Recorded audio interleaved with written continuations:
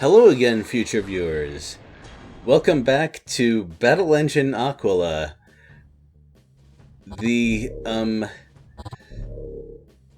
Let's see. I think Ace Combat 5 talked about having to be waiters in a crowded restaurant, and Battle Engine Aquila definitely carries that feeling.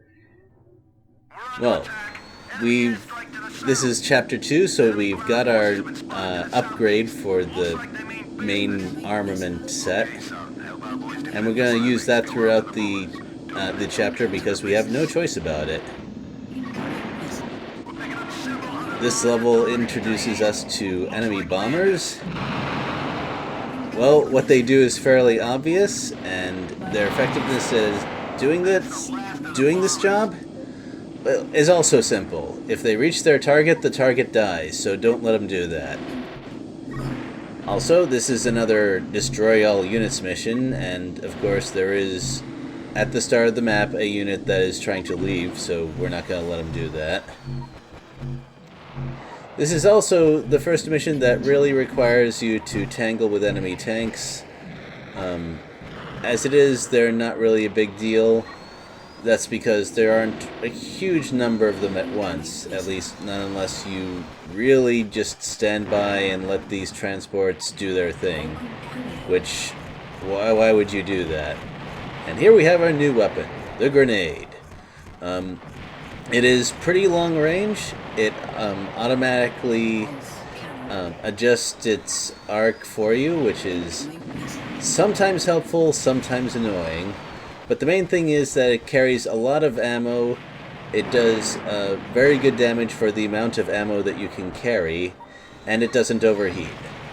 So it's effectively your main weapon when you're on the ground, except when you're at the very specific ranges where the grenade doesn't work. It is a little bit finicky in that way. So, you just saw the barrel roll. That's the thing that removes enemy lock-ons while you're in the air, and it is much more useful than the side dodge on the ground, and easier to do. Once again, I do not know why. Oh dear. It seems that I flew into an explosion again. It happens. So if you decide to play the game, flying into explosions is bad. Don't do that. Don't be like me.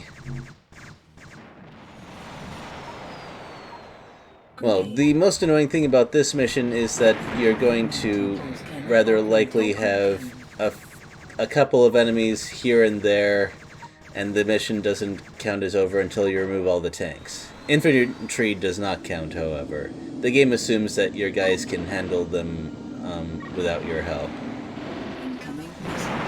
With later infantry, it's going to be kind of a weird assumption, but whatever, it works for us. Cannon augmented. Now, this seems like a good time to explain how augmented weapons work. If you take hits that your shield absorbs, your energy acts as your shield while you're on the ground, then some of that energy goes towards augmenting your weapon. And augmented weapons are pretty powerful. They can affect many enemies. Well,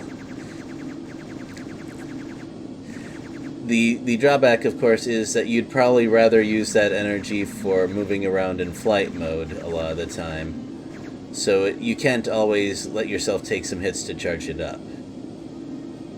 And now that the ground forces are gone, all the fighters move away. That kind of delays the end of the mission a little bit. So let's talk about what I can and cannot guarantee for this playthrough. I can guarantee that I will complete all the secondary objectives, and this seems like a fairly bold claim considering what you've seen of secondary objectives already, but I'm fairly confident in my ability to do these things. What I cannot guarantee is that I will get an S rank for every mission. For some missions, like the ones that you just saw, the orders come through to get the civilians off this island. We need all available forces for our defense here, so it looks like you've got escort duty. I'll come with you. We can continue our research on the way. Sir, We got unknown contacts. Looks like they're heading for the transports. Get Hulk in the air immediately. Like, they didn't have to animate that part. We can just assume that. Oh well. Or make it part of the text of the mission. Whatever. The requirements for an S rank change from one mission to another. For some, they're pretty reasonable. For others, especially the ones that are dependent on the amount of time you take to complete the mission, it can be extremely demanding, and sometimes I wonder if the time you're allowed to spend on a mission is a typo. For example, the one that I got a B rank on, I have no plans to go back and improve that one. That one is a little bit silly.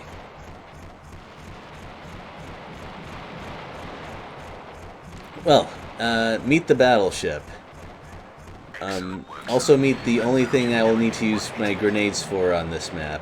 Most of it is in the air, which is a little tricky for a machine with flight as limited as this, but we'll make do. And these mines in the water are only in the Evo version of this map.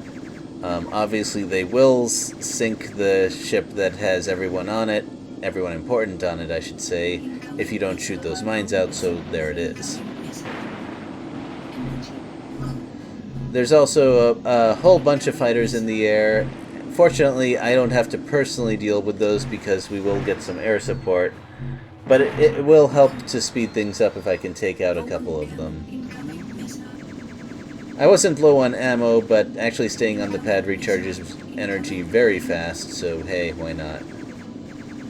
I cannot stick around to deal with all of the fighters because, well, something else is going to happen very soon, which can take you a bit off guard if you don't know about it ahead of time.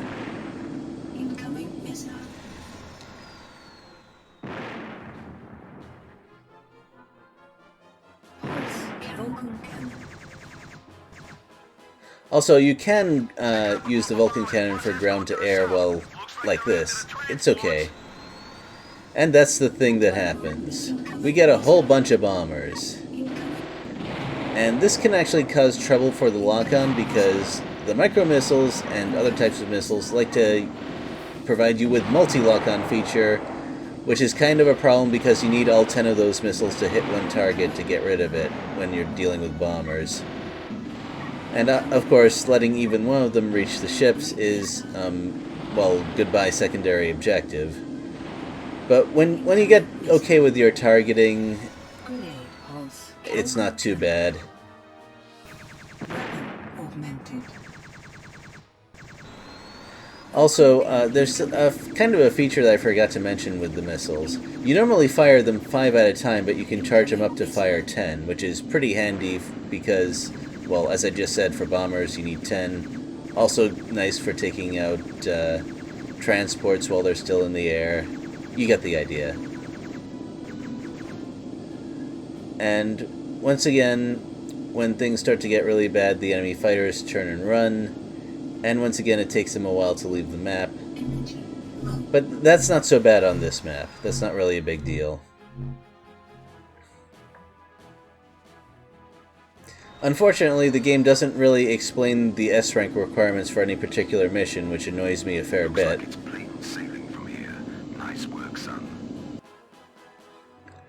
But I'll cope with it.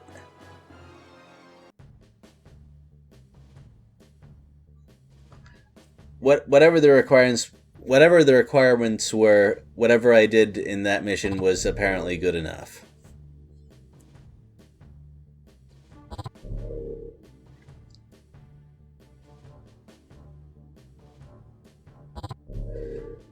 Well, this map is going to introduce us to the Venturer, which, if you're familiar with Supreme Commander, is kind of like an experimental weapon. Not only is it an aircraft carrier... Oh, excuse me. Looks like it's time to make it all official, so we're assigning you to a military unit. This is Major Lorenzo of the Wildcards. The Colonel's been telling me a lot about you, kid. Welcome to the hottest unit in the whole damn war. Lieutenant Tara Fox and Second Lieutenant Billy Casbar, two of the finest pilots we have.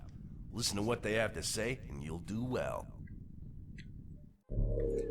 The Venture, in addition to being able to repair and restock aircraft very quickly, it has death lasers and stuff. Very strong air-to-ground. Also, like Supreme Commander Experimentals, it has a very sharp weakness to a particular unit type, in this case air-to-air fighters. We're going to have to deal with that a bit later. Right now, though, we have to defend the fire bases. The secondary objective is for all of them to survive, which is fair, I guess. And occasionally you'll notice me paying special attention to those vehicles that are sort of off on their own. Those are artillery vehicles. They have very long range, deal pretty good damage, and they're targeting buildings, so there's no question of whether or not their shots are going to hit. So, aside from dealing with the bombers, my first priority is to find and destroy all of the artillery vehicles I can. It's a good thing they don't field those in the same numbers as they do tanks, because if they did, the mission would probably already be a failure. But for whatever reason, maybe it requires rare materials or something, they don't do that. I do have to deal with a lot of tanks here. There'll be less of a problem once I buy some time, but right now there's not much defenses against them. Aren't many defenses, however you want to say it. Now, these tanks are grouped up enough that getting a weapon augment is probably worth your time. One shot of that deals with a decent number of tanks. However, it's important to not take too terribly long here, just enough to slow them down a bit, because they're also coming in from the opposite side, and if you take too long, those transports will start unloading an artillery vehicle or two, and we do not want that. Also, if you're aware of the general doctrine and construction of your friendly units, you'll notice that they are fairly light, mobile, and big on things like secondary qualities, such as being able to operate for long periods of time without resupply. It seems like in an RTS game, their strategy would be to harass enemy resources early and stop them from really getting their forces rolling. Of course, in just about every map that we're dealing with here, their forces are already in large numbers and rolling, so it's no surprise that they always need your help. So, now that the Venture is right above the firebase, we don't need to worry about those enemy tanks so much. They're just gonna get vaporized. However, we do have some bombers incoming. The guy in charge said to deal with the fighters, but really those are not top priority right now. It's also a pretty good idea to deal with the lander, especially, hey, you know, if you're gonna get a recharge, you might as well do something useful while getting it. Also, this game introduces your helper pilots, although you don't get the choice of which one to bring with you this time. But the choice is pretty okay. There are a lot of enemy fighters. You have the air-to-air helper as default here. And in this part of the map, enemy bombers and fighters can both end the mission for you, so having a little bit extra to get rid of them is not bad. You'll gain access to the other two helper types pretty soon. They tend to get shot up pretty often, but there's no penalty for letting that happen. You don't really have control over it anyway. That being said, although they take out a few targets here and there, don't depend on them for anything significant. It's not that kind of game.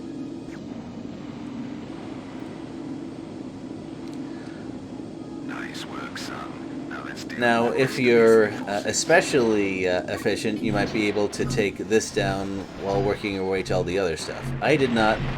Fortunately, it didn't have time to unload too many tanks, so not much time was wasted.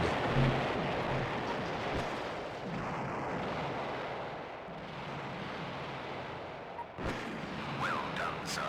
Looks like this island is back under Forsetti control. So I suspect this mission rather heavily weighs the number of remaining buildings you have for its ranking, because I kind of took my time towards the end. But I still got the S. So I think 3 missions is plenty for now. And of course they're going to get longer as we go, so the number of missions per video will vary. I'll try to have at least 2. But we'll see how that pans out. Well, I believe that's it for now. I will see you next time.